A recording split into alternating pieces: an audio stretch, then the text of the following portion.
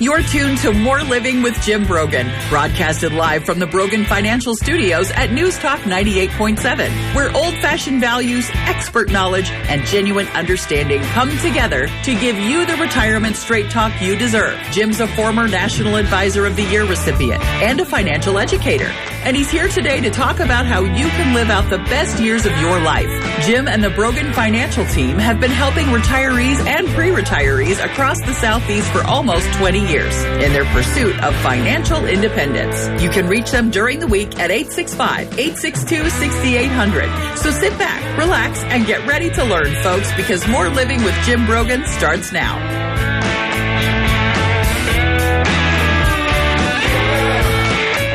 Hey, good morning, East Tennessee, and welcome to More Living with Jim Brogan, where it's all about living the best years of your life your way.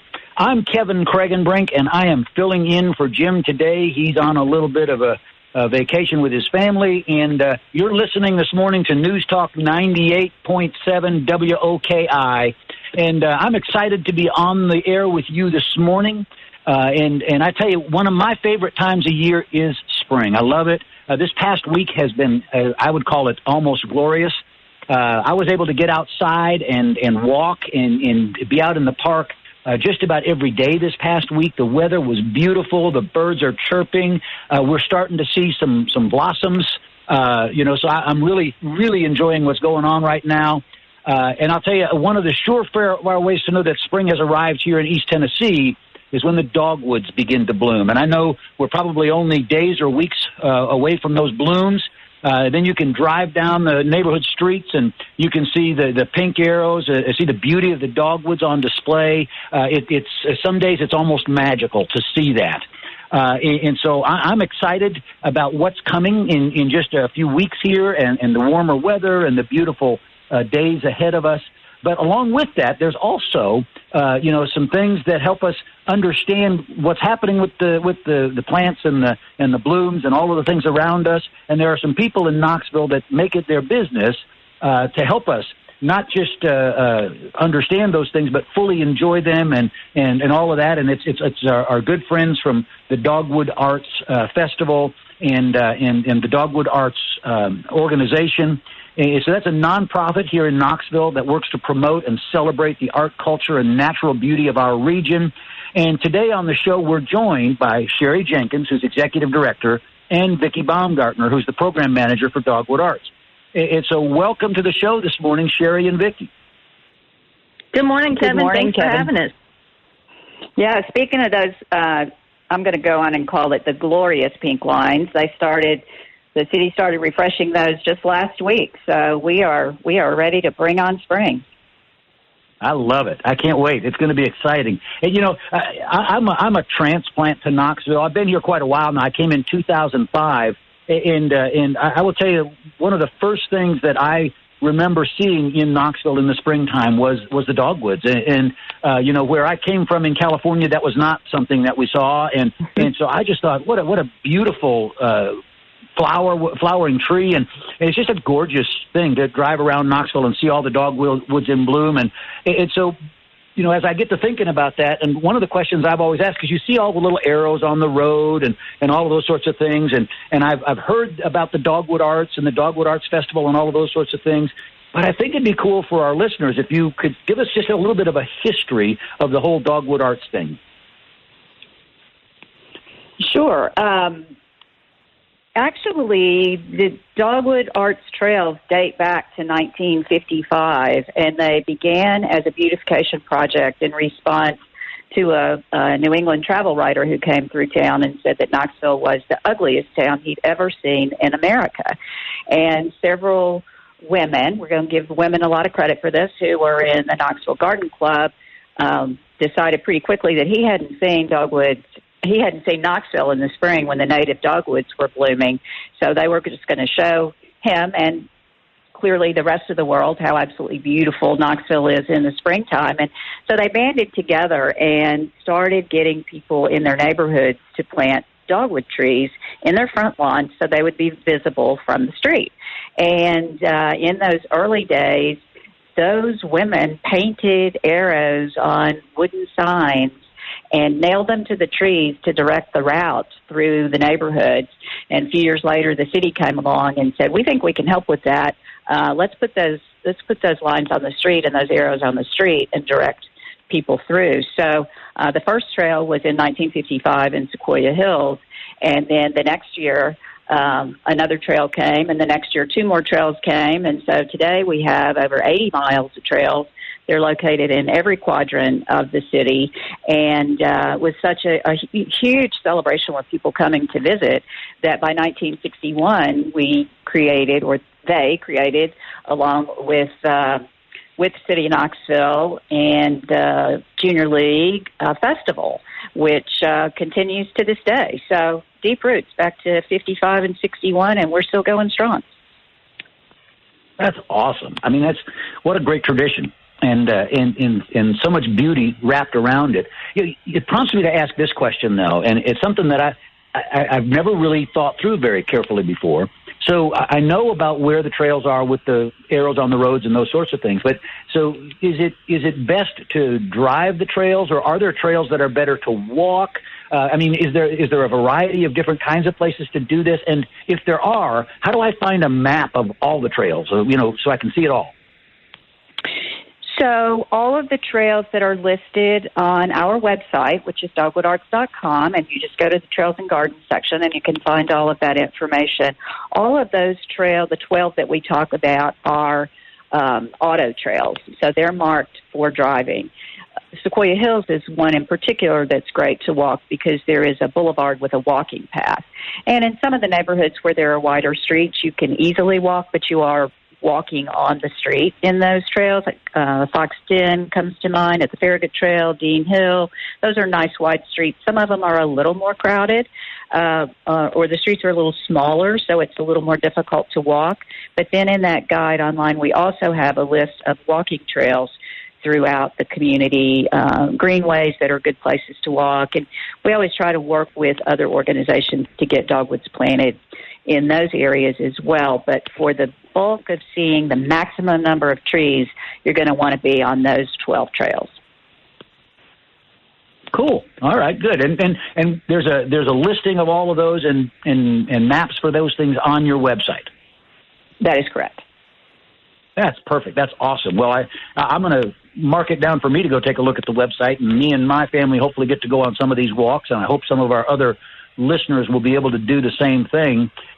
So a couple other questions that come to mind, though, just thinking about walking the trails and seeing the dogwood and things. And as part of that is, a lot of the things you guys have done over the years have been, sort of in-person, events out at the parks or on the trails and those sorts of things. But some of the things you're doing right now because of the COVID-19 thing and all of that, there are some things that are going on virtually. And one of those, as I understand it, is there's a virtual house and garden show. Is that right? That's right, Kevin. I can address that. This is actually the last weekend of our very first virtual house and garden show.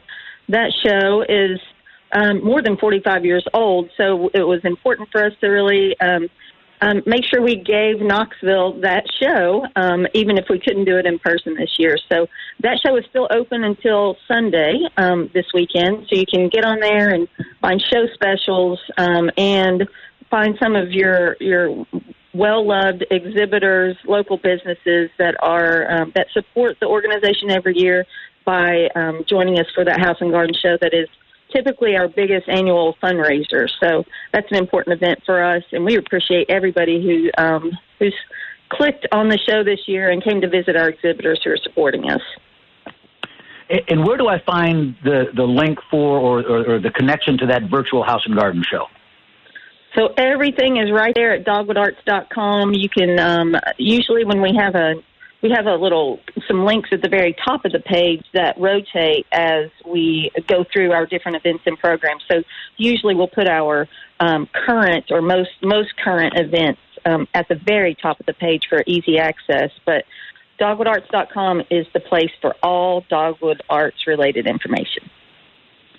Very cool. All right, good. Well, that's a good point for us to stop for just a minute. We're going to take a little bit of a break, and we're going to go to a commercial for just a little bit. You are listening to More Living with Jim Brogan on News Talk 98.7 WOKI, and we'll be back in just a couple of minutes. Welcome back to News Talk 98.7's Brogan Financial Studios, where Jim Brogan is coming to you live with important news and advice to help you achieve your dream retirement. Get ready to learn and live. Here's your host, Jim Brogan.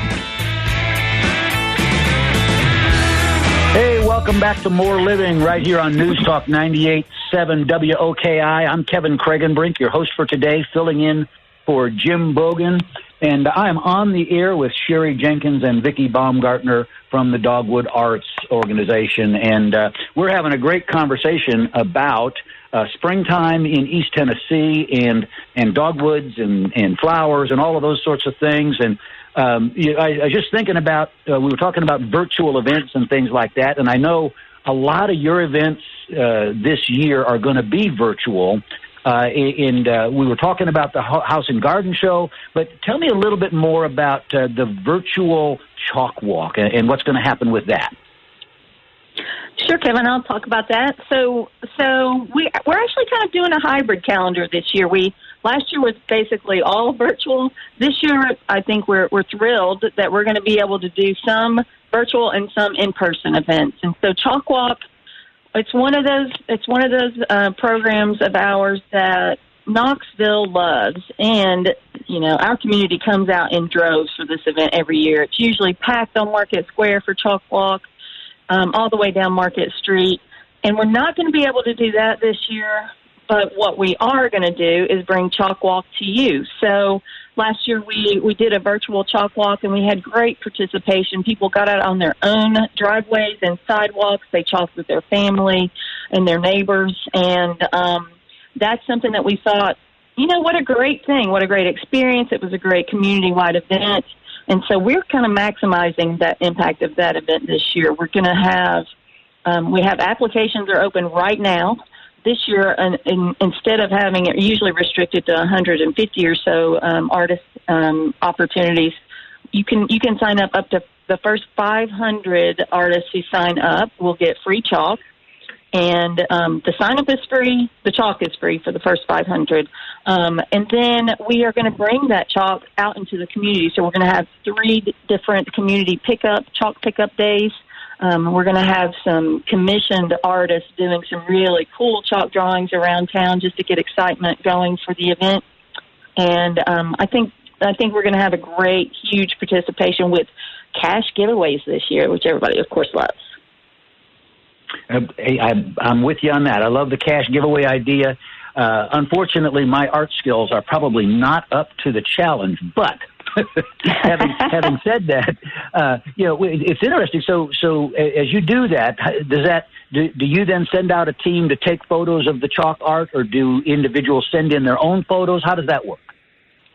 So all that information for sure is on dogwoodarts.com, but that's what we're challenging everyone to do, is to do their own drawings. We are going to have some photographers out in the neighborhoods, but of course we're not going to be able to capture everyone's artwork.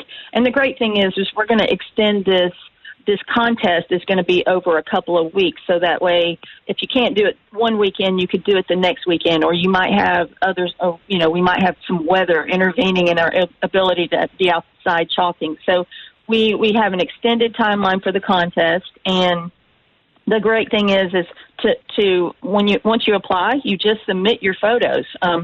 And even if you don't apply in the first 500 applications, you can still join the contest. We just only have that much of the pastel chalk to give out.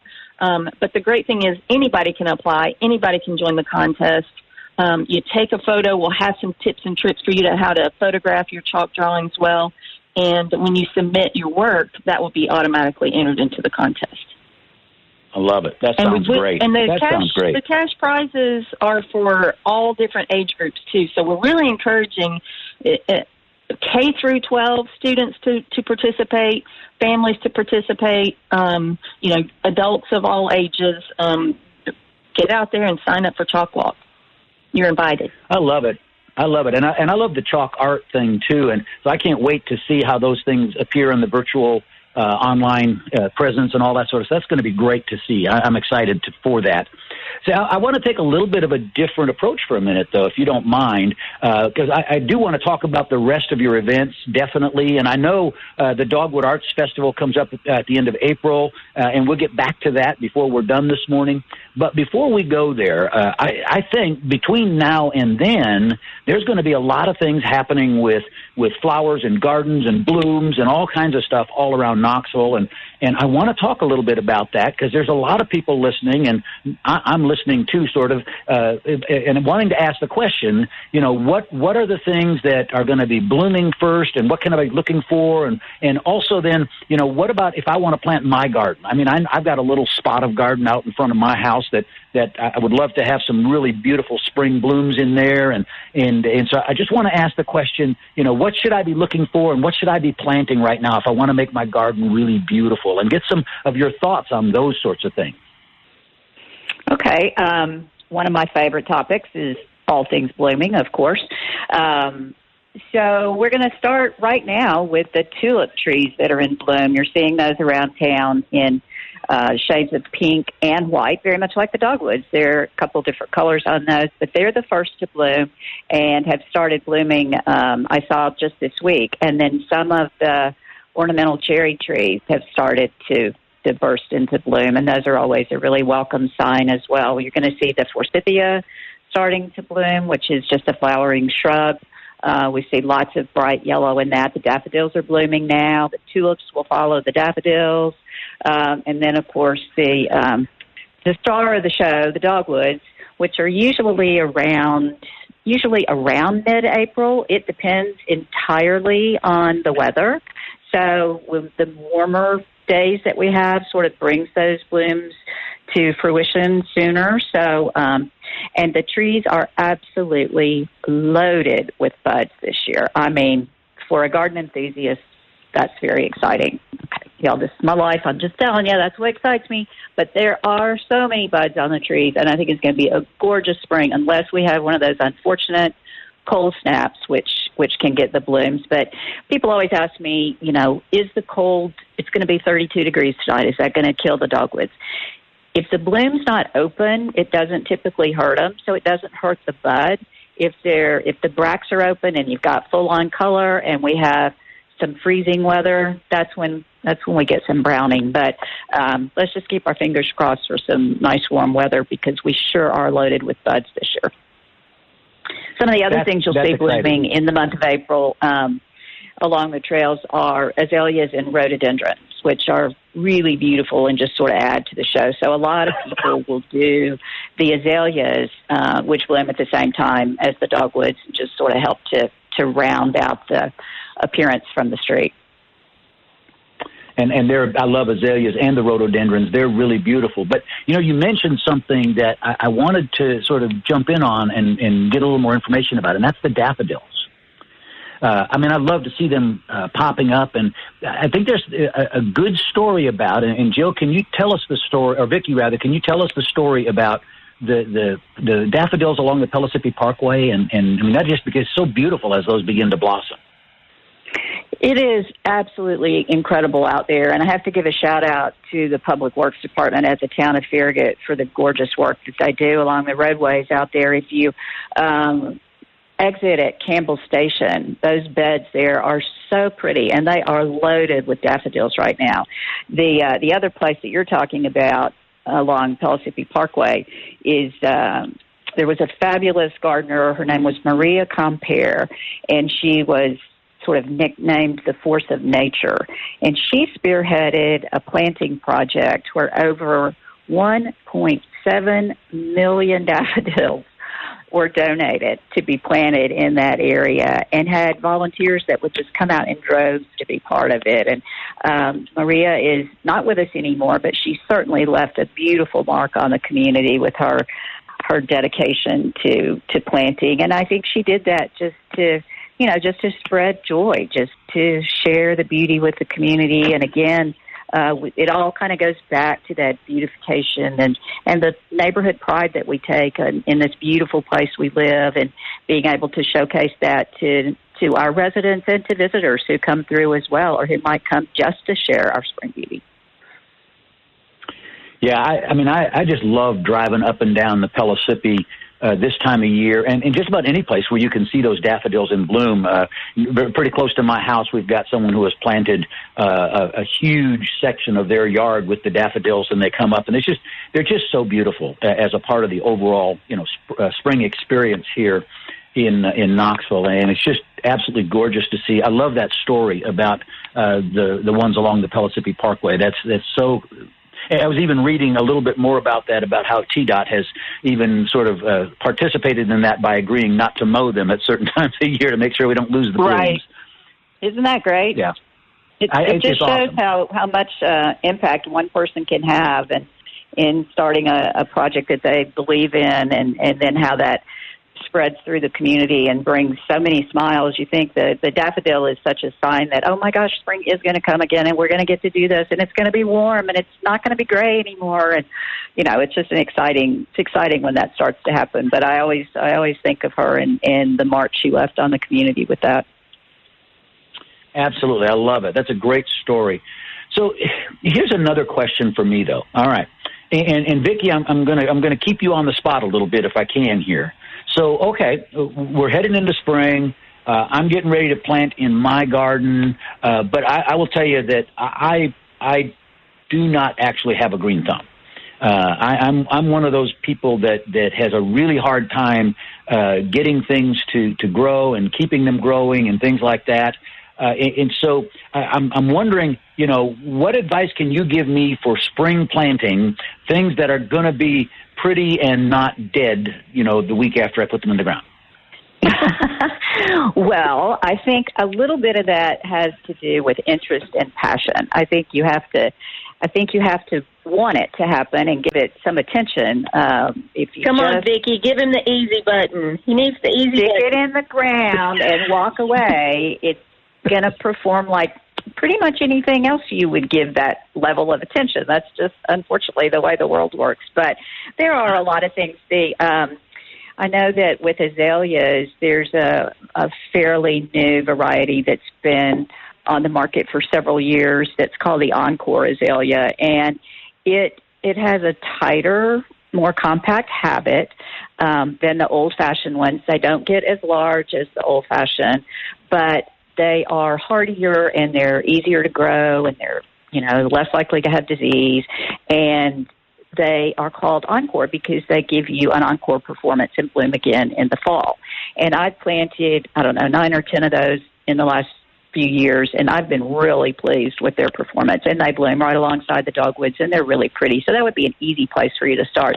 It's really important to take a look at your soil, Kevin. Like if you're going to say you're going to plant 5 Encore Azaleas in front of your house and you dig the first hole and it's red clay, that's not going to work, So amend the soil, put some amendments in it, put some compost in it, get a bag of Nature's Helper is a great product that's already mixed with the nutrients. You mix it with the soil that's already there, backfill the hole of whatever you're planting, and it's going to get a much better start. So, just starting with the soil is pretty important.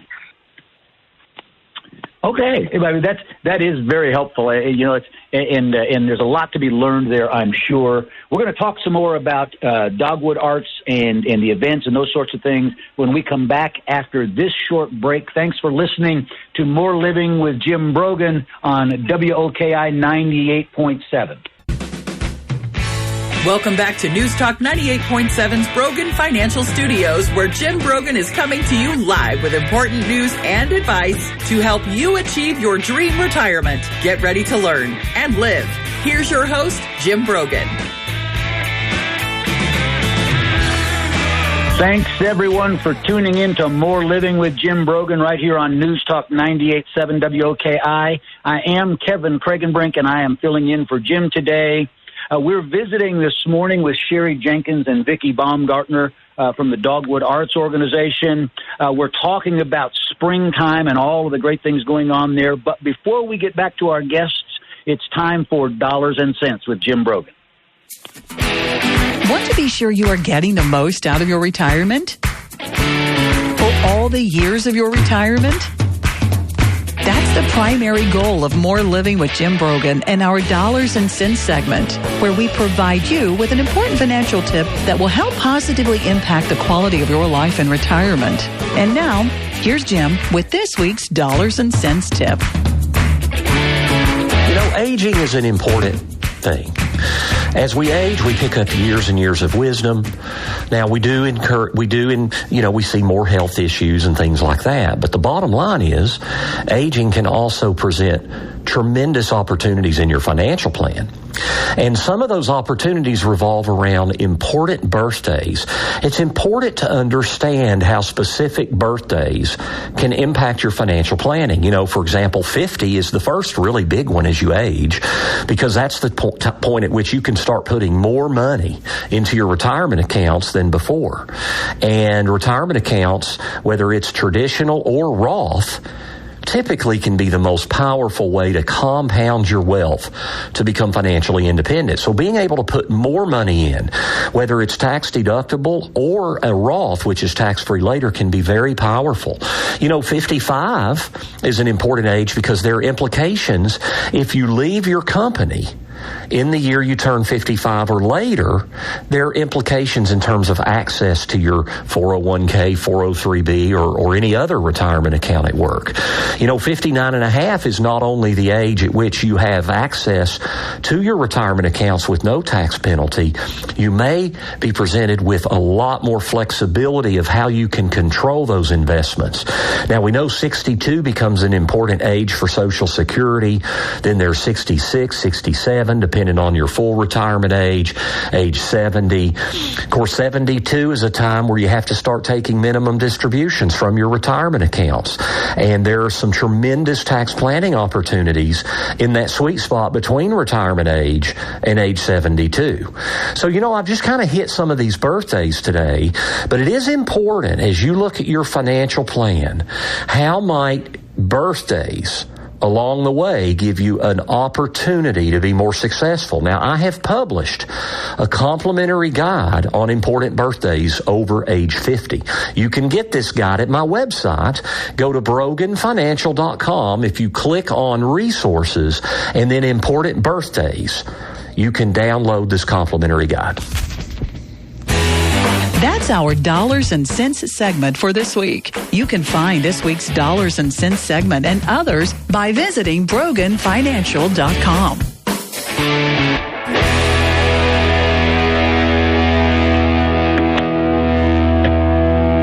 Thank you, Jim, for that Dollars and Cents tip. To follow Jim or learn more about his upcoming classes, his adult education at the University of Tennessee in Mississippi State, you can go to broganfinancial.com and click on the link for classes. There's always some great things going on there, and I love what Jim is doing with those things all the time.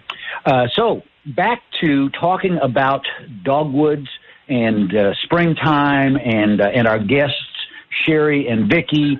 And where I want to start with this segment is I want to talk about the Dogwood Arts Festival, which comes up at the end of April. And so, you know, maybe there's even people out there that I've heard of the Dogwood Arts Festival, but I may not really know what it is and what happens there. And is it going to be virtual this year or in person? Are there events?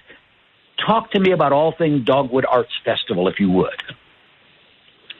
Sure, I'll jump in on that. So we always say at Dogwood that, you know, Dogwood Arts didn't create the trails. The trails created Dogwood Arts. And what came from that is the reality that when people came to see those trails, they came in droves back in 1955 and in a few years after that. And so in 1961, some of the beautiful people who were working on that program at the time decided we need to do something else when these people come to Knoxville to give them something else to enjoy. So that's when the Dogwood Arts Festival was born in 1961. So we've done that festival in Market Square in downtown Knoxville for all of those years. Last year, unfortunately, we didn't get to do that event. We did a virtual version that was really successful. It brought visitors from all 50 states and a ton of art buyers for our artists. But we all missed that opportunity to come together as a community to celebrate our artists. So this year, we are going to undertake doing an in-person art festival. We're going to do it it's going to be a little different. It will not be on Market Square this year. It will be on the newly remodeled World's Fair Park. And I don't know if you haven't been over there yet, you got to get over to see the performance lawn. And April 23rd through the 25th for the Art Festival would be a great time to come do that. So April 23rd through 25th, we will be on World's Fair Park on the performance lawn. We'll have 75 artists on that location. We'll have some live music as part of the experience.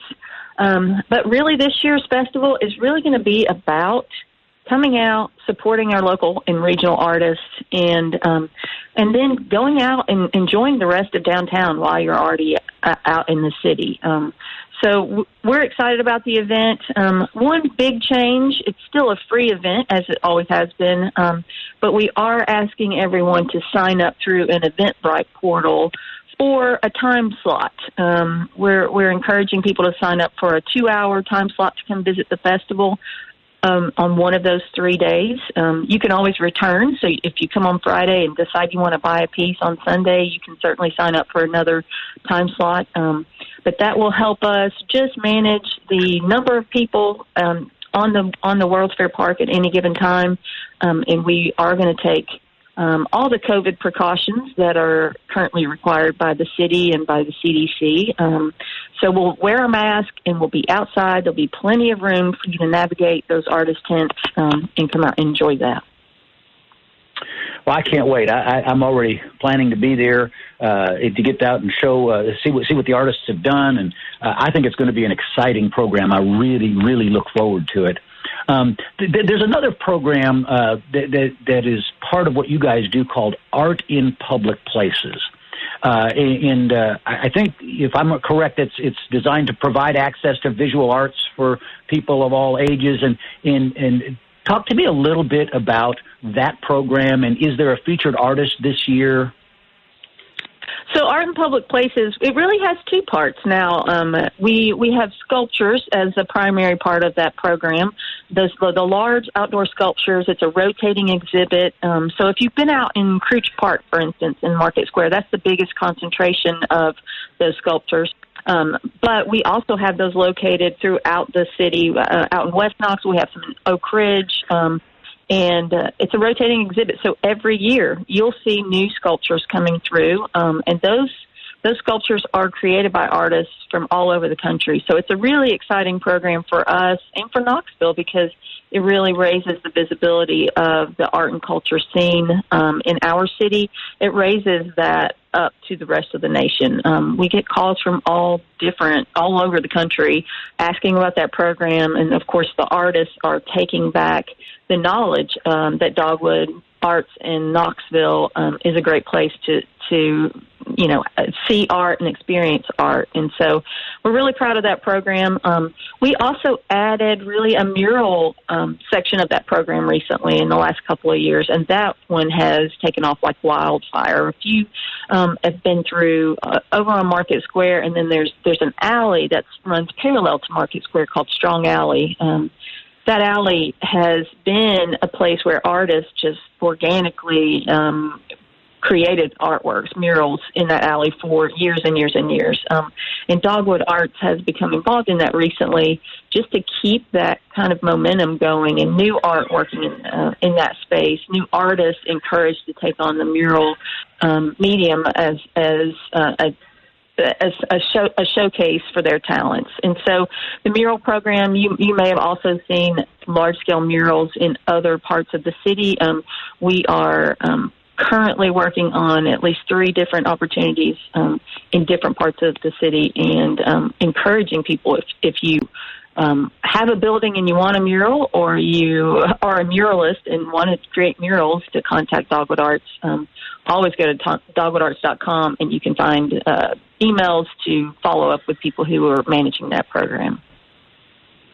That's very cool. And I've had the opportunity to walk by some of those murals just off of Market Square there, and there is some truly beautiful work. And, if you're out there listening to us today and you haven't had a chance to do that, let me encourage you, that's worth doing. I really think there's some beautiful work being done there, and I'm excited to hear that Dogwood Arts is participating in that project as well. That's very cool stuff. So we're going to get ready to take one more break, and when we come back, I want to ask a couple more questions about gardening and springtime and pick the brains of our expert guests this morning.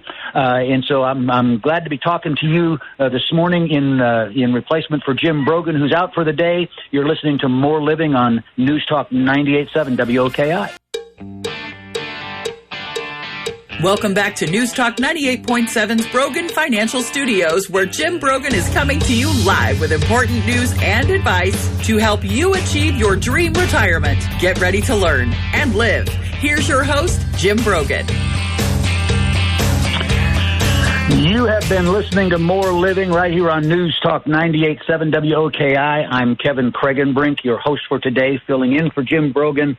And I am still talking with Sherry Jenkins and Vicki Baumgartner, and I've been learning a lot about gardens and about the Dogwood Arts programs, the support of arts programs around our region, and it's been a great conversation. A couple of questions I've got to get in before we wrap up this morning, ladies. So let me just do this one. We were talking about building a spring garden, and we didn't really get to spend a lot of time on vegetable gardens.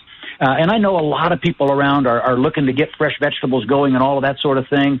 But one question just about that I really wanted to get to is, I was reading that there's certain plants you can plant with your vegetables that will help make your vegetable garden better and maybe even help keep insects away and things like that.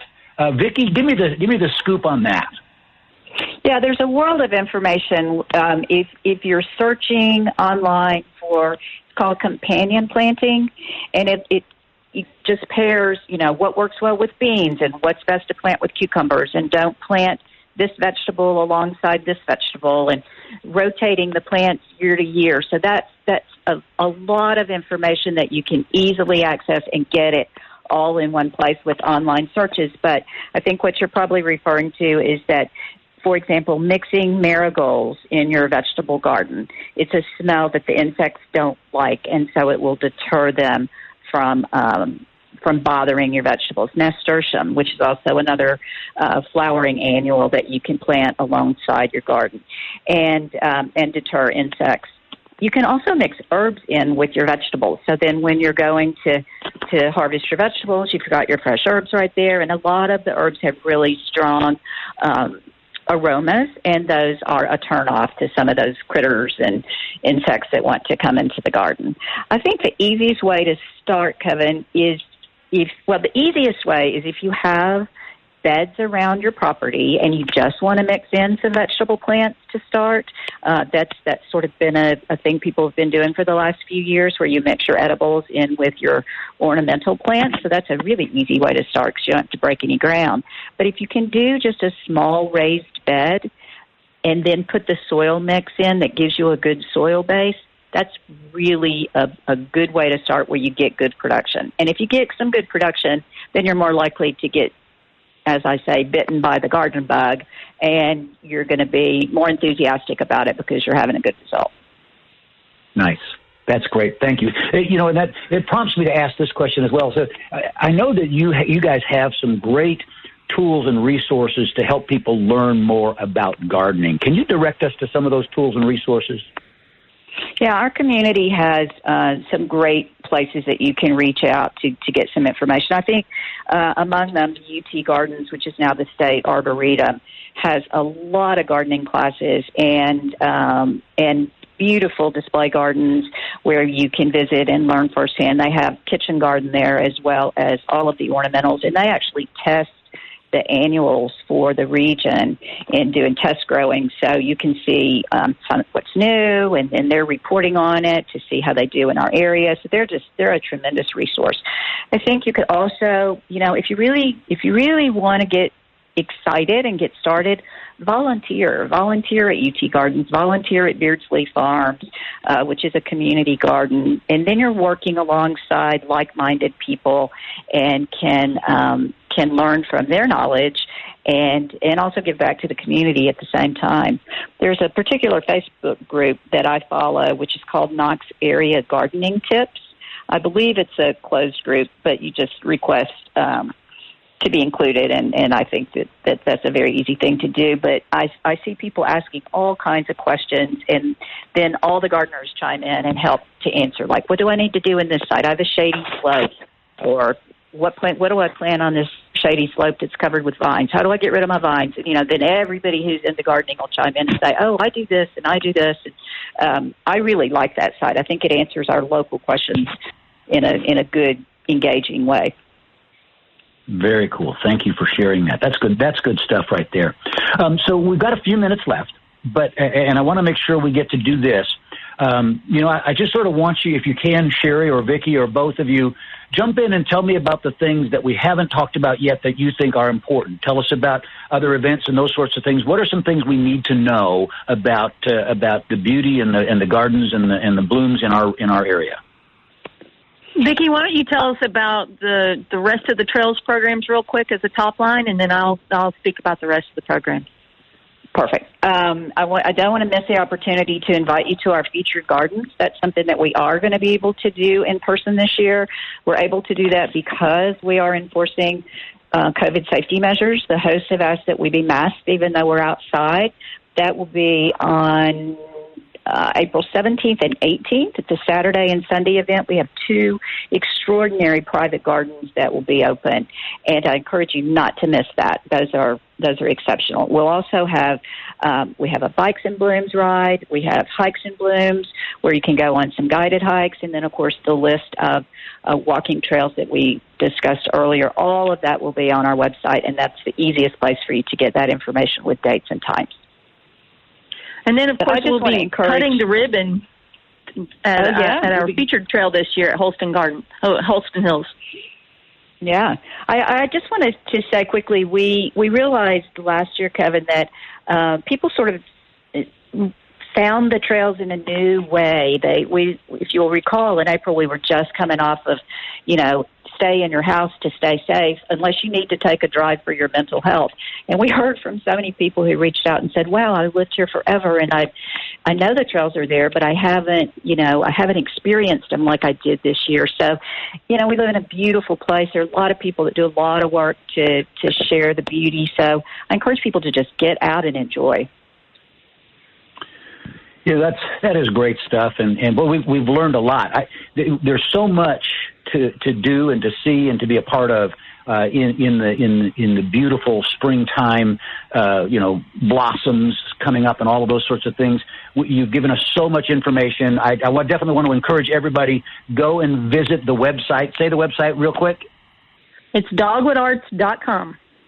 Dogwoodarts.com. Go visit the website. Learn about all of the things that are going on. Get involved in the Dogwood Arts programs. Go out and see the blooms and enjoy the trails and do all of those sorts of things. Be a part of what's happening around us here in Knoxville and enjoy all of that. A big thank you to our guests, Sherry Jenkins and Vicki Baumgartner. Thanks so much for taking the time to be here with us and help us understand all of the opportunities that we've got going on around us.